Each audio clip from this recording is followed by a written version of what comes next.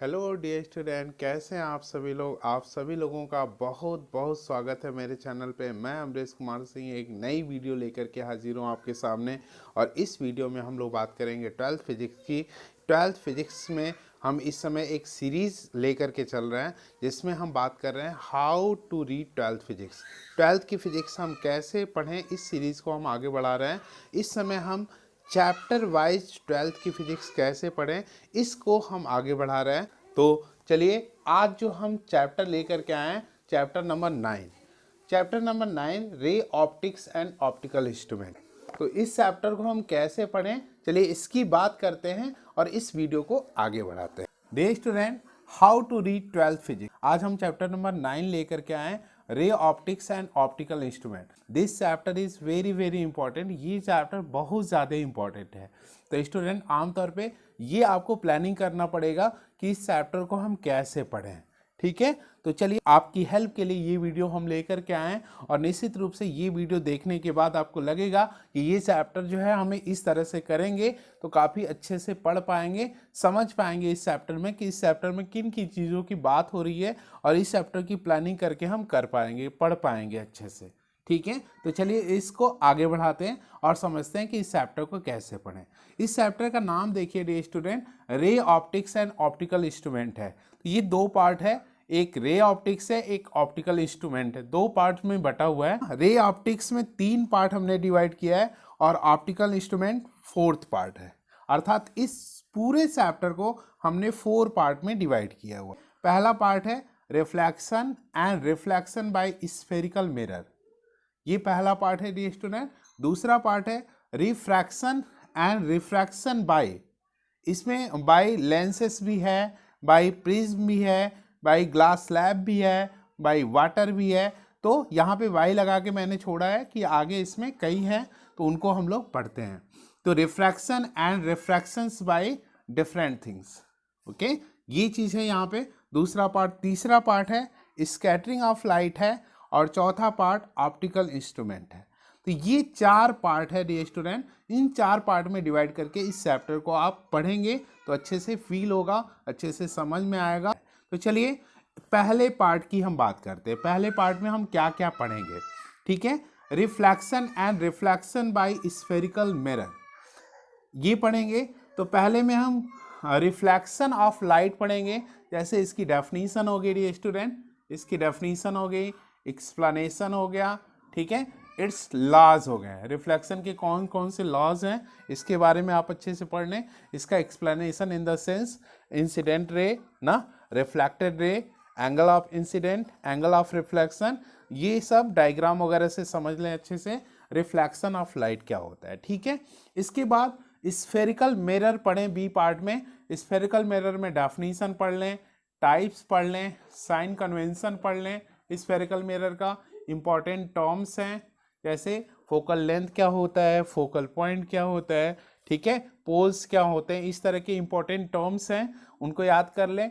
Mirror formula याद कर लें, डेरिवेशन इस पे कर लें, न्यूमेरिकल्स कर लें, लीनियर मैग्निफिकेशन को भी अच्छे से पढ़ लें। फिर इमेजेस, इमेजेस इसके कैसे बनेंगे, जैसे मिरर कैसे इमेजेस बनाता है, कॉन्वेक्स मिरर ना, कॉनकेव मिरर कैसे इमेजेस बनाता है उसकी बात कर लें, और इस पे न्यूमेरिकल्स लगा लें, ठीक है। तो ये बहुत ज़्यादा यहाँ पे मिरर फार्मूला इंपॉर्टेंट हो जाता है, मिरर फार्मूला, और इस पे न्यूमेरिकल्स बहुत ज़्यादा डियर स्टूडेंट इंपॉर्टेंट हो जाता है, ठीक है। आप अच्छे तरीके से तैयार कर लें ना, इससे भी कुछ टर्म्स पूछे जाते हैं तो इम्पोर्टेंट ये है, ठीक है ना बेटा। अब दूसरे पार्ट पे आते हैं, रिफ्रैक्शन एंड रिफ्रैक्शन बाय। तो पहले रिफ्रैक्शन ऑफ लाइट हम कैसे पढ़ेंगे, ए पार्ट में हम देखते हैं। डेफिनीशन पढ़ लेंगे, एक्सप्लेनेशन इसका पढ़ लेंगे, explanation in the sense figure बना के, इंसिडेंट रे, रिफ्रैक्टेड रे, angle of incidence, angle of refraction ना, इसको जो है डेंसर मीडियम, रेरर मीडियम अच्छे से पढ़ लेंगे। लॉज इसके पढ़ लेंगे, रिफ्रैक्टिव इंडेक्स पढ़ लेंगे, ठीक है। क्रिटिकल एंगल, क्रिटिकल एंगल यहाँ पे इंपॉर्टेंट है डियर स्टूडेंट। और क्रिटिकल एंगल और TIR and its application is so much important, ये बहुत ज़्यादा इंपॉर्टेंट है। इस तरह से इसके लॉज, क्रिटिकल एंगल, TIR और इसके एप्लीकेशंस आप पढ़ लें अच्छे तरीके से, रिफ्रैक्शन ऑफ लाइट में इतना पढ़ लें, ठीक है। अब चलिए बी वाले पार्ट में चलते हैं हम इसके, बाई वाटर। तो बाई वाटर में रियल डेप्थ, अपरेंट डेप्थ ना, और नॉर्मल शिफ्ट क्या होता है इसके बारे में पढ़ लें। जैसे वाटर में ना, अगर कोई जो है वाटर में कोई ऑब्जेक्ट जो है इमर्ज्ड है तो उसकी रियल डेप्थ क्या है, अपरेंट डेप्थ क्या दिख रही है, नॉर्मल शिफ्ट क्या है, इसके बारे में पढ़ लें। लेकिन ये बहुत ज़्यादा इंपॉर्टेंट नहीं है बाई वाटर का। बाई ग्लास स्लैब भी रिफ्रैक्शन जो होता है, बाई ग्लास स्लैब भी जो रिफ्रैक्शन होता है वो भी बहुत इंपॉर्टेंट नहीं है, लेकिन इसमें बात होती है लेटरल शिफ्ट एंड डिस्प्लेसमेंट की, ठीक है। तो ये भी बहुत ज़्यादा इंपॉर्टेंट नहीं है dear student. By atmosphere, by atmosphere जैसे शाइनिंग ऑफ द स्टार ना, इसके पीछे रिफ्रैक्शन ऑफ लाइट काज होता है, तो ये एटमॉस्फियर के वजह से ही होता है, एटमॉस्फियर के रिफ्रैक्शन की वजह से होता है, रिफ्रैक्शन बाई एटमॉस्फियर की वजह से ही होता है। तो इसको थोड़ा पढ़ लें, बहुत ज़्यादा इंपॉर्टेंट ये भी नहीं है। अब आगे चलते हैं, बाय स्फेरिकल सर्फेसेस, इसका एक्सप्लेनेशन है, इसमें न्यूमेरिकल्स है और इसमें फार्मूला डेरिवेट होता है। ये टॉपिक इंपॉर्टेंट है dear student. By prism, by prism भी इंपॉर्टेंट है, जैसे प्रिज्म अच्छे से पढ़ लें, इसके टर्म्स पढ़ लें अच्छे से ना, कि इंसिडेंट रेज क्या होती है, इमर्जेंट रेज क्या होती है, एंगल ऑफ डेविएशन क्या होता है, इट्स रिफ्रैक्टिव इंडेक्स, इसके रिफ्रैक्टिव इंडेक्स का फार्मूला क्या जनरेट होता है, आई डेल्टा कर्व क्या होता है, रेनबो के बारे में यहाँ पढ़ लें डियर स्टूडेंट ना, डिस्पर्सिव पावर क्या होता है, डिस्पर्सिव पावर के बारे में पढ़ लें, और यहाँ पे न्यूमेरिकल्स लगा लें। यहाँ पे डिस्पर्सन, प्रिज्म क्या शो करता है, डिस्पर्सन ऑफ लाइट शो करता है, तो डिस्पर्सन ऑफ लाइट भी पढ़ लें, डिस्पर्सन ऑफ लाइट, यहाँ पे हम डिस्पर्सन ऑफ लाइट, डिस्पर्सन लिख दे रहे हैं, तो डिस्पर्सन ऑफ लाइट भी डियर स्टूडेंट पढ़ लें, ठीक है। तो चलिए अब आगे चलते हैं इसके जी पार्ट में। जी पार्ट में क्या पढ़ेंगे, by lens, refraction by, by लगा दीजिए, यहाँ पे डॉट की जगह फिल करना है, बाई लेंस, लेंस के कारण रिफ्रैक्शन कैसे होता है, बहुत इंपॉर्टेंट है डियर स्टूडेंट। लेंस वाला तो आपको पढ़ के ही जाना है ना, तो लेंस के बारे में आप पढ़ लें, लेंस के टाइप्स आप पढ़ लें ना, साइन कन्वेंशन आप पढ़ लें, इट्स टर्म्स पढ़ लें, लेंस के टर्म इंसिडेंट रे ना, रिफ्रैक्टेड रे ना, फोकल लेंथ, फोकल पॉइंट, इस तरह के जो पॉइंट है ना, तो उसको पढ़ लें आप अच्छे से, ऑप्टिकल सेंटर वगैरह जो भी टर्म्स बनते हैं।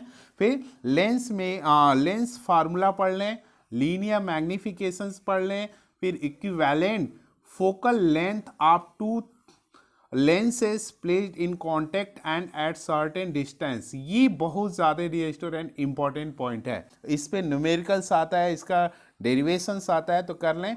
इट्स पावर, पावर भी अच्छे तरीके से पढ़ लें, पावर भी पूछा जाता है। Lens maker formula, it is also so much important, lens maker formula अच्छे तरीके से तैयार कर लें और इस पर न्यूमेरिकल्स लगा लें, ठीक है। तो लेंस हमें कैसे पढ़ना है ये मैंने बताया, ठीक है।